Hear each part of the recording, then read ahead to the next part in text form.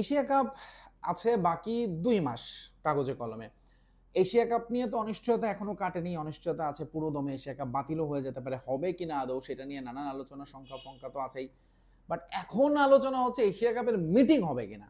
Asia কাপের AGM, যেটা basically ২ মাস না, ২ দিন পর বলতে গেলে ২৪শে জুলাই ঢাকায় হওয়ার কথা, সেই এজিএম বা মিটিংটাও এখন না হওয়ার সম্ভাবনা দেখা দিয়েছে। কারণ এখন মিটিং এর ভেন্যু নিয়েও প্রবলেম। মানে সিরিয়াসলি ভাই, একটা মানে সংস্থা এসিসি, এশিয়ান ক্রিকেট কাউন্সিল, যারা আসলে মূলত বাংলা, যাদের কাজ হচ্ছে এশিয়া কাপটাই মেইনলি অ্যারেঞ্জ করা, এবং সেইটার জন্য এই এশিয়ার কয়েকটা দলের মধ্যে এত প্রবলেম যে এখন মিটিং কই হবে এটাই ঠিক করা যাচ্ছে না। আচ্ছা, প্রবলেমটা কি হয়েছে? প্রথমত এশিয়া কাপ নিয়ে অনিশ্চয়তার কথা আমরা সবাই জানি, যেটা নিয়ে অবশ্য ভারত, যারা মূলত অফিসিয়ালি এটার আয়োজক, তারা জানিয়েছে যে না, কোনো সমস্যা নেই, এশিয়া কাপটা হবে, আমরা এখান থেকে সরে যাচ্ছি না। এটা তারাই বোর্ড থেকে অফিসিয়ালি নিশ্চিত করেছিল।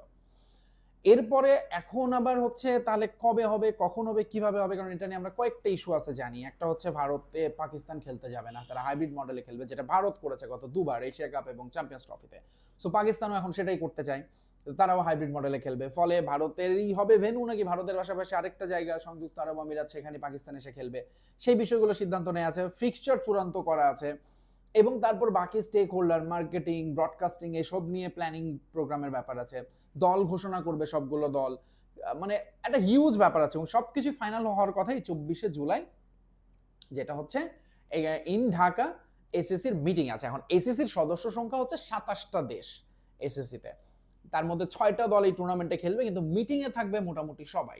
এবং এই মিটিংয়ে সর্বসম্মতিক্রমেই কিছু সিদ্ধান্ত নিতে হয়। এবং এই যে ধরেন এই মিটিংয়ে রেজুলেশনে তাদের যে সংবিধান আছে সেই অনুযায়ী, গঠনতন্ত্র অনুযায়ী মোটামুটি একটা সার্টেন পার্সেন্টেজ অফ ভোট বা সবার তো একটা সম্মতি লাগবে।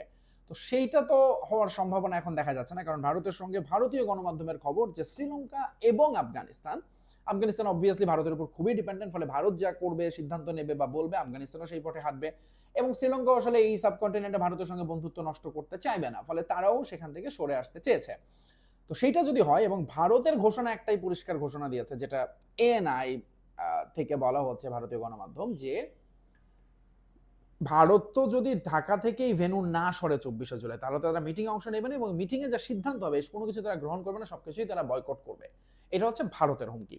এখন হুমকিটা দেওয়া হচ্ছে কাদেরকে, বা বলা হচ্ছে কাদেরকে? পাকিস্তানকে। ভারত যেটা বলছে, তারা অফিসিয়ালি পাকিস্তানের বা এশিয়ান ক্রিকেট কাউন্সিলের কাছে জানিয়েছে, অফিসিয়ালি চিঠি দিয়ে, যে আপনারা দয়া করে এই ভেন্যুটি পরিবর্তন করুন, এখানে হলে আমরা যেতে পারছি না।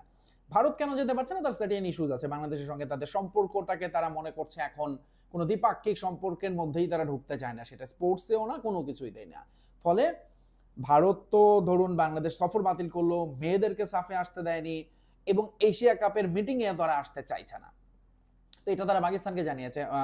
সরি, বারবার পাকিস্তান বলছি কেন, তার রিজনটা হচ্ছে যে এসিসি কে বলেছে, কিন্তু এসিসির প্রেসিডেন্ট যিনি, তিনি হচ্ছেন পাকিস্তান ক্রিকেট বোর্ডের প্রেসিডেন্ট, তিনি হচ্ছেন পাকিস্তানের স্বরাষ্ট্রমন্ত্রী নাকভি, এবং বোঝা যাচ্ছে তিনি মোটামুটি একটা পাওয়ারফুল ম্যান। এবং তিনি অন্তত ভারতের কোনো অনুরোধকে যে পাত্তা দেবেন না সেটা বলাই যায়, কারণ ভারতও পাকিস্তানের অনুরোধকে পাত্তা দেয় না। কিন্তু এই ক্ষেত্রে আইসিসির একটা ইন্টারভেনশন আছে, এবং তারা চেষ্টা করছে প্রবলেমটাকে রিজলভ করার, এবং পাকিস্তানকেও শেষ পর্যন্ত হয়তো সিরিজের স্বার্থে একটা ডিসিশন নিতে হতে পারে, হয়তো ভেন্যুটাকে সরানো যেতে পারে। বাট ভারত যেটা করছে এটা আসলে কতটুকু লেজিট সেটা নিয়ে প্রশ্ন তোলা যায়। ভারতের এই অবস্থান আসলে কতটুকু যৌক্তিক ক্রিকেটের স্বার্থে? এখন ভারত যদি মনে করে যে না, মানে এই ব্যাপারটা হচ্ছে অনেকটা আমার ক্ষমতা আছে তাই ক্ষমতা দেখালাম, কিন্তু একই সঙ্গে যে অনেক সময় স্মার্ট পলিটিক্সের একটা ব্যাপার আছে, ক্ষমতা থাকলেই যে সব জায়গায় প্রদর্শন করতে হয় না, বরং কিভাবে নিজেকে মহান করার কিছু সুযোগ থাকে, সেই সুযোগটা আমরা পলিটিশিয়ানরা প্রায়ই হারিয়ে ফেলি, এবং আলটিমেটলি ক্ষতি হয় ক্রিকেটের। এবং এখানেই ক্ষতিটা হচ্ছে বাংলাদেশের, কারণ বাংলাদেশে একটা এসএসসি রেজিএম হতো, দ্যাটস এ হিউজ থিং। এত এত ক্রিকেটের বোর্ডের প্রধানরা আসতেন, ক্রিকেট সম্পর্ক আরও ডেভেলপ হতো, পার্টিকুলার অন্যান্য বোর্ডের সঙ্গে কথাবার্তা হতো, সবারই একটা ভালো রিলেশন তৈরি হতো বিভিন্ন স্টেক হোল্ডারের মধ্যে। তো ধরুন সেটা হলো না, এখন এজিএম যদি অন্য কোথাও যায় এবং সেখানে যদি ভারত অংশ নেয়, তারপরে আসলে নিশ্চিত নয় এশিয়া কাপের ভাগ্যে কি আছে। তবে মানে আমার পার্সোনাল অ্যাসেসমেন্ট, ভারত যেহেতু চেয়েছে, তার মানে এটা ঢাকায় হওয়ার সম্ভাবনা খুব কম। পাকিস্তান এখানে জোর করলেও জানে যে তাহলে আলটিমেটলি পুরো সিরিজটাই ভন্ডুল হয়ে যেতে পারে, সে কারণে আমার অ্যাসেসমেন্ট বাংলাদেশে হওয়ার সম্ভাবনা কম। কিন্তু যদি অন্য কোথাও হয়, সেখানেই আসলে ভারতের এরকমই যদি তারা মনোবল নিয়ে থাকে যে যাই হোক তাল গাছ আমার, তাহলে আসলে মুশকিলে পড়বে এই উপমহাদেশের ক্রিকেট। তখন আসলে আর এই এশিয়া কাপ এবং সামনে women's emerging Asia cup, under 19 Asia cup হয়, সবগুলোই আসলে হুমকির মধ্যে পড়ে যাবে, যেটা আলটিমেটলি এত এত ক্রিকেটারদের জন্যই ক্ষতি। ইভেন দেখেন ভারত হয়তো এটাকে তারা সামাল দিতে পারছে, তারা বাংলাদেশে টিম পাঠায় নাই ন্যাশনাল টিমের, এটা আসলে খুব বড় কিছু তাদের ক্ষতি হয়নি বা যায় আসে না।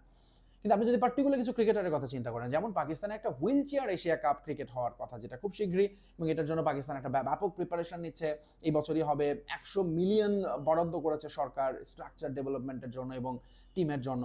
তো সেইখানে ধরেন ভারত যদি তার টিমকে না পাঠায়, অবভিয়াসলি পাঠাবে না পাকিস্তান, এটা একদম চোখ বন্ধ করে বলে দেওয়া যায়, তাহলে এই যে হুইল চেয়ার ক্রিকেটাররা তারা কতটুকুই বা সুযোগ সুবিধা পায়, কতটুকুই বা খেলার সুযোগ পায়? সেখানে একটা এশিয়া কাপের মতো একটা মঞ্চে এতগুলো দেশের সঙ্গে তাদের খেলা হতো, তারা নিজেদের কনফিডেন্স বুস্ট আপ হতো, সেইটা কিন্তু আর হচ্ছে না। সো আমি খুব একটা সামান্য একটা এক্সাম্পল দিলাম, কারণ এই দুইটা দেশের গন্ডগোলের কারণে পুরো ক্রিকেট স্কেডিউল এলোমেলো হয়ে যাচ্ছে এবং সেটা দিনের পর দিন ধরে চলছে, এবং এখন শুরু হয়েছে বাংলাদেশের সঙ্গে। রিজনটা কি? Obviously politics. এখন পলিটিক্স আর ক্রিকেট আমরা যতই বলি আলাদা বিষয়, কিন্তু আসলে সবসময় এক করে ফেলেন কর্তা ব্যক্তিরা, যারা এটা নিয়ে সিদ্ধান্ত নেন, আলোচনা নেন, ডিসিশন নেন, কিন্তু আসলে সেটা করা উচিত কিনা, মানে অবভিয়াসলি হয়তো কিছু জায়গায় নেশনস ফার্স্ট, সেই জায়গায় হয়তো তারা সিদ্ধান্ত নিতে পারে না, আমরা জাতিগত স্বার্থে এটা করবো না, কিন্তু ক্রিকেটেরও তো কিছু জায়গায় স্বার্থ থাকে, এবং সেখানে তো আপনি চাইলে একটু সফট হতে পারেন, একটু রাজনীতির ঊর্ধ্বে উঠে দাঁড়াতে পারেন। সেই হিউম্যানিটি আসলে দেখাতে হবে সবাইকেই, পাকিস্তানকেও এবং ভারতকেও। এবং বাংলাদেশের এই ক্ষেত্রে আসলে আমার যেটা মনে হয় যে প্রপার কমিউনিকেশনেরও অভাব আছে। আমার মনে হয় বাংলাদেশ ক্রিকেট বোর্ডের প্রেসিডেন্ট আমিনুল ইসলাম বুলবুল, তার একটা বড় নেটওয়ার্ক আছে, তিনি পার্সোনালি কথা বলা উচিত বিসিসিআই এর সঙ্গে।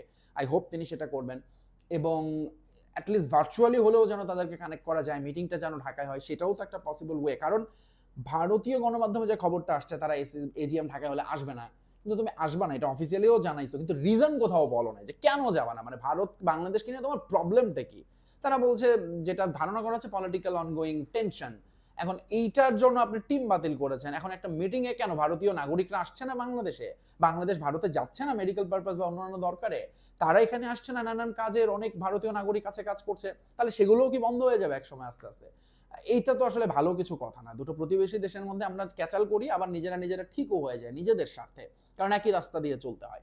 সো এই বিষয়গুলো আসলে ক্রিকেট পর্যন্ত আসাটা খুবই খুবই দুঃখজনক, এবং একটা মিটিং ঘিরে এরকম একগুয়েমি করা, এটা আসলে আরো বেশি দুঃখজনক। সো এই মুহূর্তে মানে আমাদের চাওয়া থাকবে মিটিংটা ঢাকায় হোক, ভারত অ্যাটলিস্ট ভার্চুয়ালি কানেক্ট করুক, এবং এশিয়া কাপটা ঠিকঠাক মতো অনুষ্ঠিত হোক, যেভাবে হাইব্রিড মডেলে এশিয়া কাপ হয়েছে, আগেরটা চ্যাম্পিয়ন্স ট্রফি হয়েছে, সে একইভাবে এটাও হবে। বিকজ সামনে ওয়ার্ল্ড কাপ ভারতে, সেখানে পাকিস্তান যাবে না, তারা ঘোষণা দিয়ে রেখেছে, সেটা তো হাইব্রিড মডেলে যেতেই হবে।